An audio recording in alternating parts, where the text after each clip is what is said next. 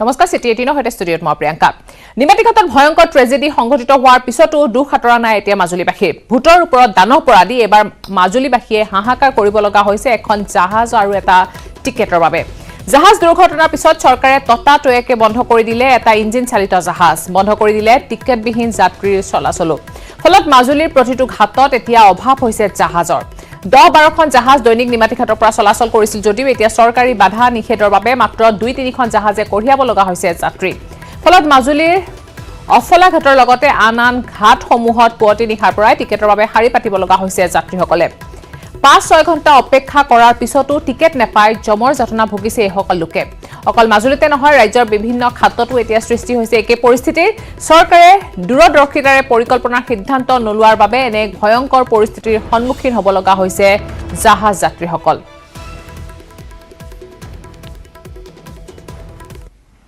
বজাতে আহিছো কিন্তু আমি অহা 500 মানুহ আগতীয়াকৈ টিকেট পাইছে ইয়াত কিন্তু আমি পেচেণ্ট আমাক কাগজ চক পেচেণ্ট মানুহ টিকেট বিচাৰিলে পেচেণ্টৰ নাপায় এতিয়া আপুনি চক এইখিনি ডকুমেণ্ট চক পেচেণ্টৰ মানুহে নাপায় বাকী বেলেগে পায় আৰু পেচেণ্ট বুলি ক'লে আমাক কয় পেচেণ্ট তোমালোকৰ কিহৰ পেচেণ্ট বুলি কয় আমাক গতিকে কিবা এটা ডিচিজন আপোনালোকে অতি সোনকালে ল'ব লাগে আইডব্লিউডি মানুহে দুটাত টিকেট দিছে এজন মানুহক আৰু আগতীয়াকৈ টিকেট দিছে পাছত লাইন পাতি থকা মানুহতকৈ আগতীয়াকৈ গৈ এইফালে সময় টিকেট লৈছে গতিকে আইডব্লিউডি মানুহৰ ওপৰত বিহিত ব্যৱস্থা ল'ব লাগে চৰকাৰে মইতো ৰাতিপুৱা 3:30 বজাতে আহিছোঁ আহি মোৰ আজি মানে ছোৱালী এডমিশ্যন আছে লাষ্ট ডেট আৰু লাষ্ট ডেট মই মানে অসুখীয়া গাই মই আহিছোঁ এডমিশ্যনটো আজি খাই গ'লে মোৰ ছোৱালীজনী ভৱিষ্যত একেবাৰে এদায় হৈ যাব গতিকে মই মানে প্ৰশাসনক এইটো এটা অনুৰোধ জনাইছোঁ মোক কিবা পকাই হ'লেও মোক আজি পাৰ কৰিবই লাগিব 2টা দিছে 3টা দিছে আমি এই মানুহসোপা ৰাতিপুৱা লাইন পাতি আছে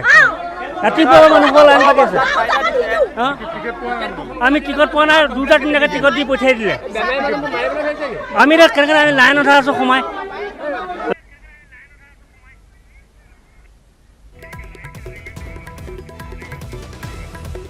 আৰু এনেদৰে যাত্ৰীৰ মাজত হাহাকাৰ অৱস্থা সৃষ্টি হৈছে নদীঘাটৰ উপস্থিত আছে আমাৰ সাংবাদিক দিগন্ত হাজৰিকা আপোনাৰ ওচৰলৈ আহিছোঁ আৰু অকল মাজুলীতে নহয় ৰাজ্যৰ বিভিন্ন ঘাটতো এনেদৰে পৰিৱেশৰ সৃষ্টি হৈছে যাত্ৰীসকলৰ মাজত হাহাকাৰ অৱস্থা সৃষ্টি হৈছে আৰু আমি শুনিবলৈ পাইছোঁ যে যাত ৰোগী আছে ৰোগীসকলে যাব পৰা নাই ইপাৰ সিপাৰ হ'ব পৰা নাই গতিকে এনেধৰণৰ পৰিস্থিতি এতিয়া উদ্ভৱ হৈছে আৰু জাহাজৰ সংখ্যা কম হোৱাৰ বাবে মাত্ৰ 2খন জাহাজ চলিছে আৰু সেই অনুপাতে যাত্ৰীৰ সংখ্যা যথেষ্ট বেছি হৈছে প্ৰিয়ংকা চাওক যেতিয়া আচলতে হঠাৎ এটা আচলতে প্ৰক্ৰিয়া বন্ধ কৰি দিয়া হয় স্বাভাৱিকতে এনেকুৱা ধৰণৰ সমস্যাসমূহে দেখা দিয়ে যিহেতু হঠাৎ বন্ধ কৰি দিয়া হৈছিলে মাজুলীৰ যি আচলতে ব্যক্তিগত ফেৰী সেৱা আছিলে আভ্যন্তৰীণ জল পৰিবহণ বিভাগৰ অধীনত সেই ফেৰী সেৱা এই ঘটনাটো যেতিয়া ভয়ংকৰ ঘটনাটো সংঘটিত হ'ল এটা দিনৰ ভিতৰতে বন্ধ কৰি দিয়া হৈছিলে এটা স্বাভাৱিক প্ৰক্ৰিয়াৰে চলি আছিলে কিন্তু হঠাৎ বন্ধ কৰি দিয়াৰ কাৰণে এতিয়া এই সমস্যাটোৱে দেখা দিছে যিহেতু মাত্ৰ 4খন নাও এতিয়া 3খন নাও চলি আছে 2খন ৰোপেক্স আৰু এখন চৰকাৰী জাহাজ এই জাহাজকেইখনে আচলতে নিমাতীৰ পৰা মাজুলীলৈ অথবা মাজুলীৰ পৰা নিমাতীলৈ আচলতে যিসমূহ যাত্ৰী অনা নিয়া কৰিবলগীয়া হয় সেয়া কিন্তু যথেষ্ট নহয় দিনটোতে নিমাতীৰ পৰা মাজুলীলৈ বা মাজুলীৰ পৰা নিমাতীলৈ যথেষ্ট সংখ্যক ৰাইজ অহা যোৱা কৰে যিহেতু মাজুলীৰ বহু লোক আচলতে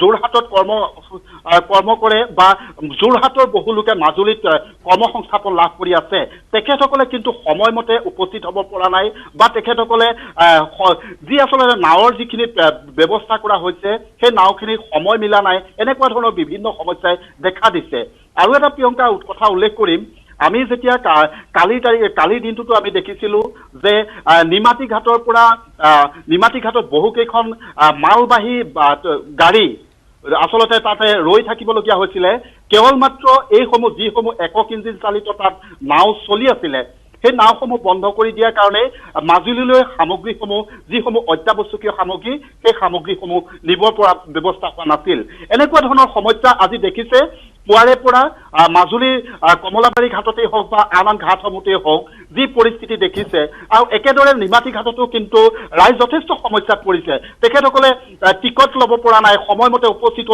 হৈছে যদিও কিন্তু যাত্ৰী যথেষ্ট সংখ্যা বৃদ্ধি পাই আছে বহু লোক আচলতে এইকেইদিন যাবই পৰা নাছিলে তেনে ক্ষেত্ৰত এই সমস্যাটো আহিছে আৰু এই ক্ষেত্ৰত যদি চৰকাৰে অতি শীঘ্ৰে যদি ব্যৱস্থা গ্ৰহণ নকৰে তেতিয়া কিন্তু ৰাইজে যথেষ্ট জটিলতা আহিব আৰু আমি যিমান দূৰ আমাৰ হাতত তথ্য আছে বুধবাৰে আৰু দুখন ৰ'পেক্স জাহাজ ইতিমধ্যে নিমাতী ঘাটলৈ ৰাওনা হৈছে বুধবাৰে পাবহি বুলি আমি জানিব পাৰিছো আৰু তেতিয়া হয়তো প্ৰিয়ংকা এই যিটো সমস্যা এই সমস্যাটো কিন্তু লাঘৱ হ'ব বুলি আমি অনুমান কৰিব পাৰো আৰু কিন্তু এই বুধবাৰলৈকে কিন্তু এইটো যিটো সমস্যা হৈ আছে এই সমস্যাত কিন্তু ৰাইজ ভুগি থাকিব আৰু এটা কথা প্ৰিয়ংকা উল্লেখ কৰিম যে নিমাতী ঘাটৰ যিসমূহ এতিয়া সলনি কৰিছে নিমাতী ঘাট বুলিয়ে নহয় আচলতে এই ঘটনাৰ পিছতে চৰকাৰ যথেষ্ট তৎপৰ হৈ পৰিছে যিসমূহ আচলতে নিৰাপত্তাজনিত বিষয় যিসমূহ আচলতে এখন জাহাজত বা এখন ফেৰীত বা এখন নাৱত থাকিব লাগে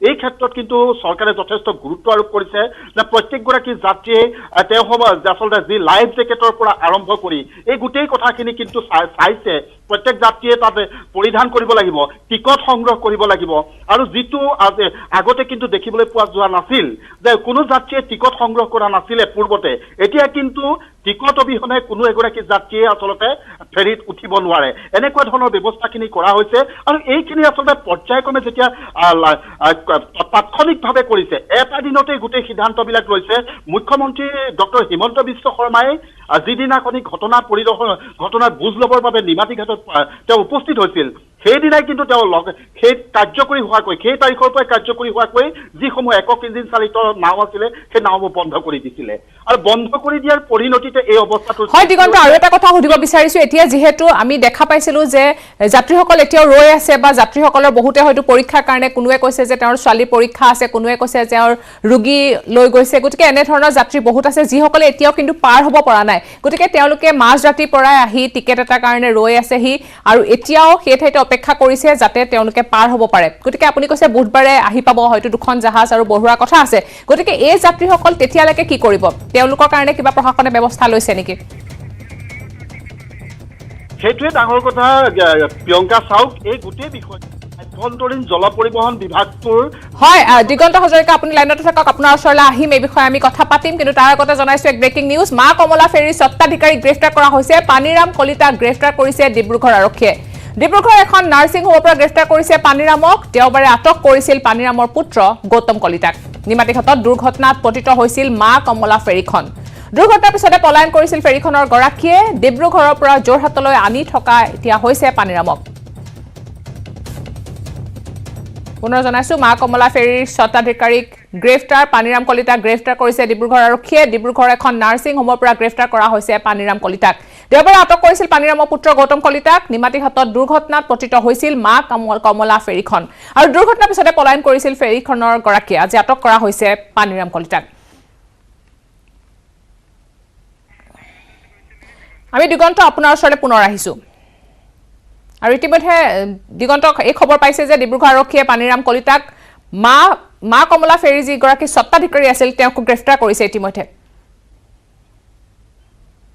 হয় প্ৰিয়ংকা যেতিয়া এই ঘটনা সংঘটিত হৈছিলে এই ঘটনা সংঘটিত হোৱাৰ পিছতে কিন্তু আচলতে এই বিষয়টোৱে উত্থাপন হৈছিলে যে ব্যক্তিগত মালিকাধীন নাৱৰ স্বত্বাধিকাৰী পানীৰাম কলিতাৰ যথেষ্ট এই ক্ষেত্ৰতে আচলতে এই ঘাটটোৰ যি আচলতে পৰিচালনা কৰাৰ ক্ষেত্ৰত তেওঁ কিন্তু বহুখিনি তেওঁ আচলতে ক্ৰুটি আছিলে আৰু এই গোটেই কথা কিন্তু সজোৰে উত্থাপন কৰিছিলে সাধাৰণ ৰাইজেও মুখত শুনিবলৈ পোৱা গৈছিলে আৰু তাৰ পিছতে আৰক্ষী প্ৰশাসনে যিহেতু যোৰহাট আৰক্ষীয়ে এটা ফৌজদাৰী গোচৰ ৰুজু কৰিছিলে আৰু সেই তাতে পানীৰাম কলিতাৰ আচলতে নামো আছিলে আৰু যাক লৈ আচলতে তেখেতক আজি ইতিমধ্যে গ্ৰেপ্তাৰ কৰিছে ডিব্ৰুগড়ৰ এখন নাৰ্ছিং হোমত মই আন কথাটোলৈ আহিছো আমি যিটো কথা আপুনি পূৰ্বতে সুধিছিলে যে নিমাতী ঘাটৰ যিসকল এতিয়াও আচলতে লোক ৰাতি পৰ্যন্ত কটাবলগীয়া হৈছে বা নিশাও কটাবলগীয়া হৈছে এই বিষয়বিলাক আভ্যন্তৰীণ জল পৰিবহণ বিভাগ গোটেই বিষয়টো আচলতে যোৰহাট জিলা প্ৰশাসন নহয়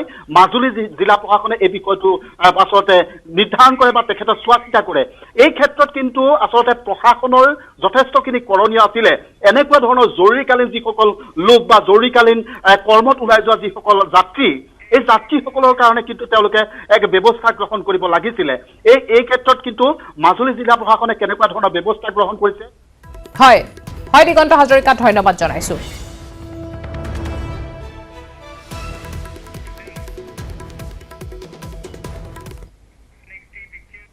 নিমাতী কাণ্ডৰ পিছতে পোহৰলৈ আহিছে আভ্যন্তৰীণ জল পৰিবহণ বিভাগত দীৰ্ঘদিন ধৰি চলি থকা আজব কাণ্ড কাৰখানা জীৱনৰ প্ৰতি চৰম ভাবুকি কঢ়িয়াই নাবিকৰ সলনি লছ কৰে দৈনিক ব্ৰহ্মপুত্ৰ ইপাৰ সিপাৰ কৰিছে শ শ যাত্ৰীক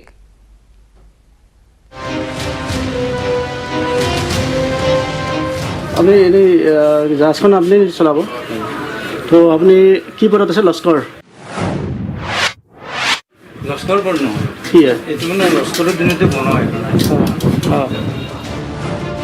চাকৰি লস্কৰৰ কাম নাবিকৰ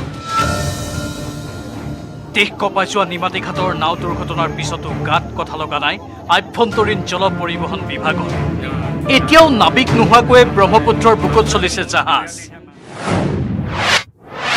আপুনি জাহাজখন চলাই নিব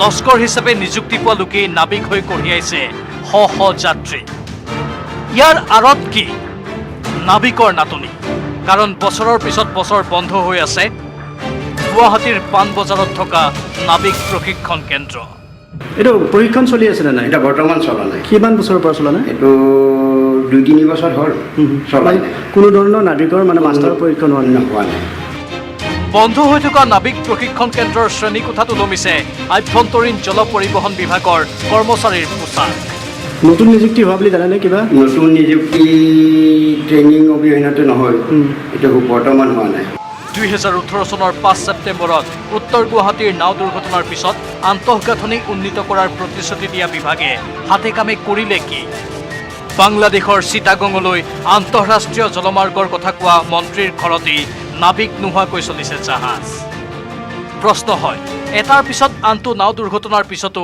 নাবিক প্ৰশিক্ষণ কেন্দ্ৰত পাঠদান নচলোৱাৰ আঁৰত কি ইয়াৰ পিছতো যাত্ৰীৰ সুৰক্ষাৰ প্ৰশ্নত কিবা কথা কোৱাৰ অধিকাৰ আছেনে আভ্যন্তৰীণ জল পৰিবহণ বিভাগৰ উত্তৰ গুৱাহাটীৰ পৰা Rantu Baishya news 18 Assam north east city এটা চাৰু খবৰ কিন্তু তাৰ আগতে লৈছে এটা সৰু বিৰতি গুজৰাটত বানৰ সংহাৰী ৰূপ নেৰানেপেৰা বৰষুণৰ ফলত উফন্দি উঠিছে ৰাজ্যখনৰ কেইবাটাও প্ৰধান নদী জুনগড় চহৰ গিৰনাৰ পৰ্বতকে ধৰি বিভিন্ন অঞ্চলত নিশাৰে পৰা হোৱা মুখলধাৰ বৰষুণৰ ফলত ফেনে ফুটুকাৰে বাঢ়ি আহিছে নদীৰ জলস্তৰ যাৰ ফলত দামোদৰ কুণ্ডকে ধৰি প্লাবিত হৈছে বিস্তীৰ্ণ এলেকা প্ৰলয়ংকাৰী বানৰ ফলত ৰাজ্যখনত ঠায়ে ঠায়ে ব্যাহত হৈ পৰিছে যাতায়াতৰ ব্যৱস্থা ইপিনে জলমগ্ন অঞ্চলসমূহত হাহাকাৰময় পৰিস্থিতিৰ সৃষ্টি হৈছে বৰ্ণাঢ্যৰ মাজত আনহাতে বানৰ কোবাল ফুটে এতিয়া উটুৱাই নিছে ৰাজপথৰ জীৱ জন্তুকো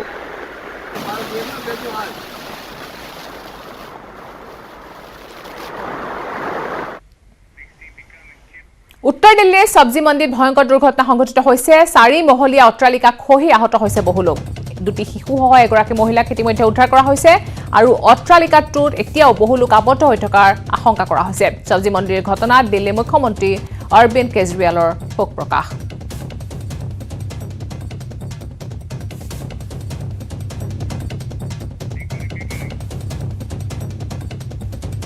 দিল্লীত সংঘটিত হৈছে এই ঘটনা উত্তৰ দিল্লীৰ সবজি মন্দিৰত এই ভয়ংকৰ দুৰ্ঘটনাটো সংঘটিত হৈছে 4 মহলীয়া এটা অট্টালিকা খহি আহত হৈছে বহু লোক দুটি শিশু এগৰাকী মহিলাক উদ্ধাৰ কৰা হৈছে কিন্তু এতিয়াও অট্টালিকাটোত বহু লোক আবদ্ধ হৈ থকাৰ সন্দেহ কৰা হৈছে সবজি মন্দিৰৰ ঘটনাত লৈ দিল্লীৰ মুখ্যমন্ত্ৰী অৰবিন্দ কেজৰিৱালৰ শোক প্ৰকাশ কৰিছে এতিয়াও বহু লোক আবদ্ধ হৈ থকাৰ সন্দেহ প্ৰকাশ কৰিছে দুটি শিশুসহ এগৰাকী মহিলাক উদ্ধাৰ কৰা হৈছে দুৰ্ঘটনাৰ পৰা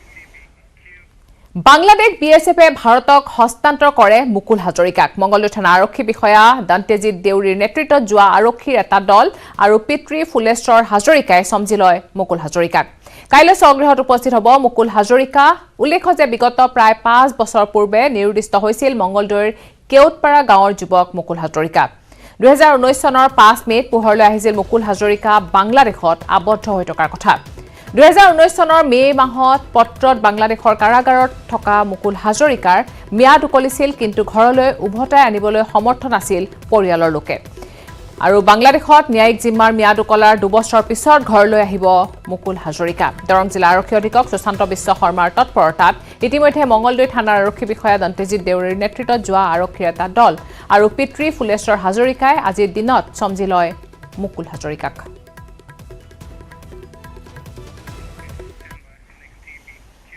ৰূপহীহাটৰ বালিকাত ভয়ংকৰ পথ দুৰ্ঘটনা সংঘটিত হৈছে। পথ দুৰ্ঘটনাত গুৰুতৰভাৱে আহত হৈছে নুৰজাহান নামৰ এগৰাকী মহিলা। চিচিটিভি কেমেৰাত বন্দী হৈছে দুৰ্ঘটনাৰ সমগ্ৰ দৃশ্য। মহিলাগৰাকীক খুন্দিয়াই বাগৰি পৰে বাইক আৰোহীজন আৰু ৰাস্তা পাৰ হোৱাৰ সময়তে এই দুৰ্ঘটনাটো সংঘটিত হৈছে। আহত মহিলাগৰাকীক চিকিৎসালয়ত ভৰ্তি কৰোৱা হৈছে।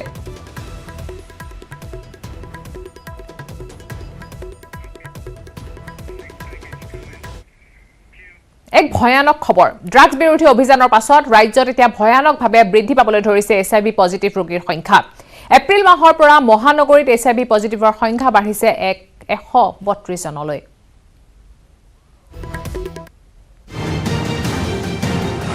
Corona out, AIDS in. ভয়াবহ ৰূপত বৃদ্ধি HIV ৰোগীৰ সংখ্যা। মুখ্যমন্ত্ৰী ডক্টৰ হিমন্ত বিশ্ব শৰ্মাৰ নিৰ্দেশৰ পিছতে ৰাজ্যত ক্ৰমাৎ বন্ধ হ'বলৈ ধৰিছে ড্ৰাগছৰ অবৈধ বেহা। ড্ৰাগছ বন্ধ হোৱাৰ লগে লগে ৰাজ্যত ভয়ানকভাৱে বৃদ্ধি পাবলৈ ধৰিছে HIV পজিটিভ ৰোগীৰ সংখ্যা। এতিয়া ড্ৰাগছ সেৱনকাৰী ধৰা পৰাৰ বাবে যোৱা এপ্ৰিল মাহৰ পৰা মহানগৰীত HIV পজিটিভ ৰোগীৰ সংখ্যা বাঢ়িছে 132 জনলৈ। চৰকাৰী তথ্যৰ মতে 2019 বৰ্ষৰ পৰা ৰাজ্যত HIV পজিটিভৰ সংখ্যা আছিল 19,545 গৰাকী। ইয়াৰে কামৰূপ মহানগৰত সৰ্বাধিক 6,596 জন আক্ৰান্ত। GMCHত চিকিৎসা চলি আছে 2,670 জন আক্ৰান্তৰ। HIV আক্ৰান্তৰ প্ৰায়ভাগেই হৈছে 18 পৰা 30 বছৰৰ ভিতৰৰ যুৱক যুৱতী। সেইকাৰণে এতিয়া মানে বাঢ়া যোনটো পেচেণ্টছবোৰ যোনটো বাঢ়িছে, আমাৰ GMCত যোনবোৰ পেচেণ্টছ আহিছে, this is because patients identify হৈছে। They are getting identified. More patients are coming and they are getting identified. এতিয়াও চিকিৎসা লাভ নকৰা HIV ৰোগীসকললৈ GMCHৰ অধীক্ষক ডক্টৰ অভিজিৎ শৰ্মাৰ আহ্বান, আমি গোপনীয়তা ৰক্ষা কৰি চিকিৎসা প্ৰদান কৰিম ৰোগীসকলক। এটা কথা ডেফিনেটলি কোনোবা যদি এনেকুৱা মানুহ আছে যোনে আগতে বেয়া হেবিটছ, আনছ'চিয়েল হেবিটছ আছিল, they should come out and come to medical college. উল্লেখযোগ্য যে বজালী, পশ্চিম কাৰ্বি আংলং, দক্ষিণ হালমৰাত এজনো আক্ৰান্ত হোৱা নাই HIV। হিৰকজ্যোতি মালাকাৰৰ report, news 18 Assam north east.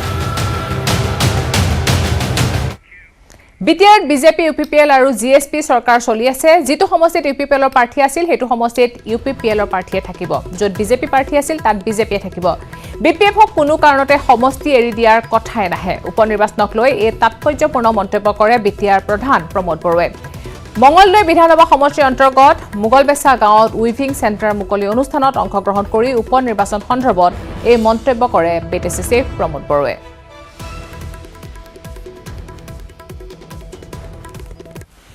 ইলেকশ্যনটো general ইলেকশ্যনৰ নিচিনা ইমান কঠিন নহয়। সেইকাৰণে জাষ্ট এইটো এটা ফৰ্মেলিটিছ। এতিয়া UPPL, BJP আৰু GSPৰ ইয়াত চৰকাৰ চলি আছে। আমি সকলো একেলগে আমি কাম কৰি আছোঁ। গতিকে বাই ইলেকশ্যনত আমাৰ য'ত য'ত কেণ্ডিডেট দিয়া হ'ব চব কেণ্ডিডেটে বিজয় হ'ব। আমাৰ পৰা কেণ্ডিডেট দিম। য'ত য'ত আমি আছিলোঁ, আমি খেলিছিলোঁ, তাত আমাৰ কেণ্ডিডেট থাকিব। ক'ৰবাত BJP আছিল, তাত BJPৰ কেণ্ডিডেট থাকিব। নাই, BPFটো লোৱাই নাই, এৰি দিয়াৰটো কথা নাহে। বন কৰা কিশোৰীক নিৰ্মমভাৱে হত্যা কৰা অভিযোগ উঠা আৰক্ষী দম্পতি এতিয়া পলাতক হৈ আছে। 8 দিনে অভিযুক্ত দম্পতিক কৰায়ত্ব কৰিব নোৱাৰা আৰক্ষীয়ে গ্ৰেপ্তাৰ কৰিলে এগৰাকী যুৱকক। 8 দিনে পলাতক হত্যাকাণ্ডৰ অভিযুক্ত আৰক্ষী দম্পতি। অভিযুক্তক নাপাই দেৰগাঁও আৰক্ষীয়ে জালত পেলালে এজন যুৱকক। গ্ৰেপ্তাৰৰ পিছতেই কুকিত দাস নামৰ যুৱকজনে আনিলে ভুৱা গোচৰৰ চিকাৰ হোৱাৰ প্ৰতি অভিযোগ।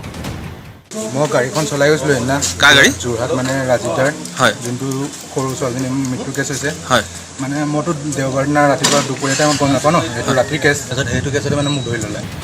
পত্নী দেৰগাঁও থানাৰ কনিষ্টবল, স্বামী ৰাজীৱ বৰা তেজপুৰ সদৰ থানাৰ আৰক্ষী। দুয়ো মিলি নৃশংসভাৱে হত্যা কৰাৰ অভিযোগ উঠিছে তেজপুৰ নপামৰ অতি দৰিদ্ৰ পৰিয়ালৰ এটি কিশোৰী। কিশোৰীৰ মৃতদেহ প্ৰত্যক্ষ কৰি ঘটনাক হত্যাকাণ্ড আখ্যা দিছিল খুদ তদন্তকাৰী কাৰ্যবাহী দণ্ডাধীশে।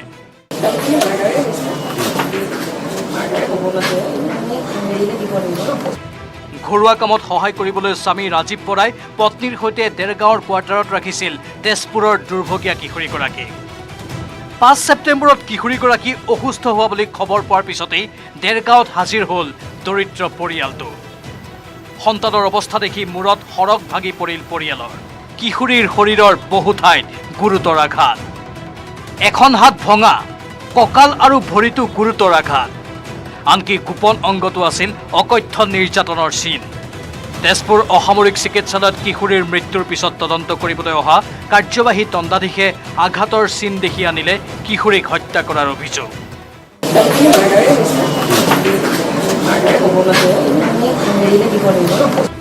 খুদ কাৰ্যবাহী দণ্ডাধীশে হত্যাৰ অভিযোগ অনাৰ পিছতেই পলাল আৰক্ষী ৰাজীৱ বৰাৰ লগতে কনিষ্টবল পত্নী। 8 দিনে বন্ধ কৰা কিশোৰীক নৃশংসভাৱে হত্যা কৰাৰ অভিযোগ উঠা আৰক্ষী দম্পতীক কৰায়ত্ব কৰিব নোৱাৰিলে দেৰগাঁও কিংবা তেজপুৰ আৰক্ষীয়ে। আৰক্ষীৰ নাক কটা অভিযুক্তৰ সলনি দেৰগাঁও আৰক্ষীয়ে গ্ৰেপ্তাৰ কৰিলে কুকিত দাস নামৰ এই যুৱকজনক। কিন্তু প্ৰশ্ন হয়, 16 বছৰীয়া কিশোৰীক অকথ্য নিৰ্যাতন চলাই হত্যাৰ অভিযোগ উঠা আৰক্ষী দম্পতীক জালত পেলাব পাৰিবনে দেৰগাঁও অথবা তেজপুৰ আৰক্ষীয়ে? তেজপুৰৰ পৰা হেমন্ত কুমাৰ নাথৰ সহযোগত নিলয় ভট্টাচাৰ্যৰ report, news 18 Assam north east.